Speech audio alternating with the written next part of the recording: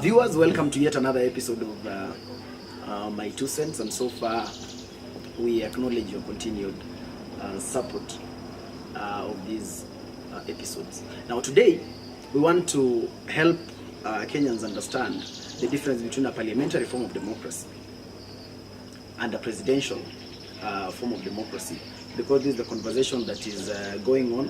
This is the conversation that is informing the changes that need to be done in the constitution. First of all, in both a parliamentary form of democracy and a presidential form of democracy, it is a representative system, which means both of them run into something called a republic. Yeah, in both, the citizens are represented by an elected leaders. Now, in a parliamentary form of democracy, the people chosen to represent the people at parliament level are the ones that therefore come up with the head of government, who is then called the prime minister in most parliamentary systems of democracy. The prime minister is the leader of the party with the highest number of elected representatives in the parliament. That is a parliamentary form of democracy. Unlike in a presidential system of democracy, where the head of government, who is called the president, is directly elected by the people. Another difference is that in a parliamentary form of democracy, the prime minister, who is the head of government, is the one who decides and then chooses the ministers for the government. In this form of democracy, therefore, the government, the executive arm of the government, and the legislative arm of government are more or less intertwined. They work together. They are more like one. But in a presidential form of democracy, where the president is the one that chooses the cabinet, the executive is an arm of government on its own, and the legislature is another arm of government entirely on its own. In rhetoric, in theory, therefore, a presidential form of democracy is always seen to have more checks and balances on the government, in theory, yeah, because it is seen that the legislature is purely another arm, which will therefore check the executive, which is purely another arm. But in practical sense, in a parliamentary democracy,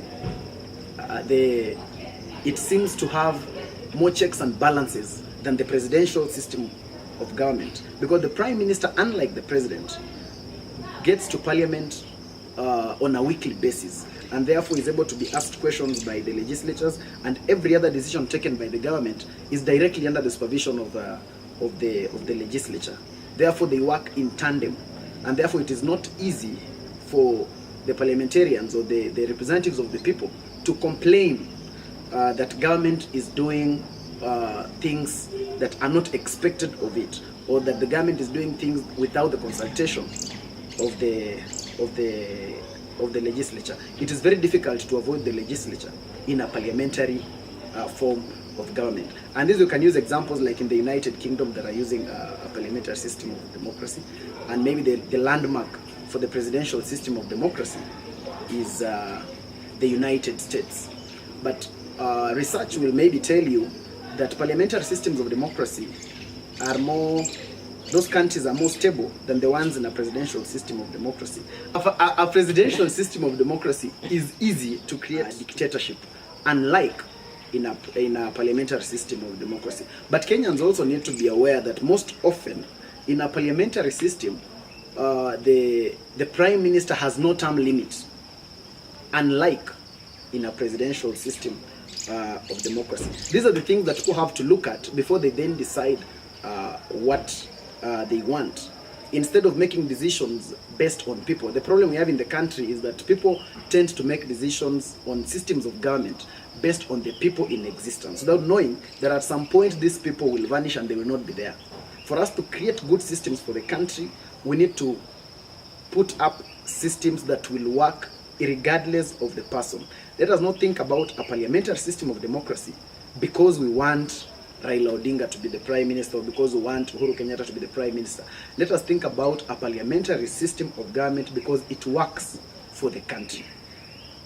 And when you think about the other system of government, which is the presidential system that we have today, let us not think about maintaining it so that we lock out Raila Odinga from being a prime minister, or so that we lock out Uhuru Kenyatta from being a prime minister.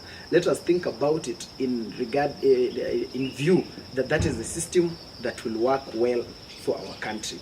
And therefore, it is a good debate that people are discussing, that we have people opposing it, and we have people who are against it. But as you make your decision, be informed using the facts on the table on the two types of government, and not merely political rhetoric out there that might end up misinforming the public. That is my 2 cents.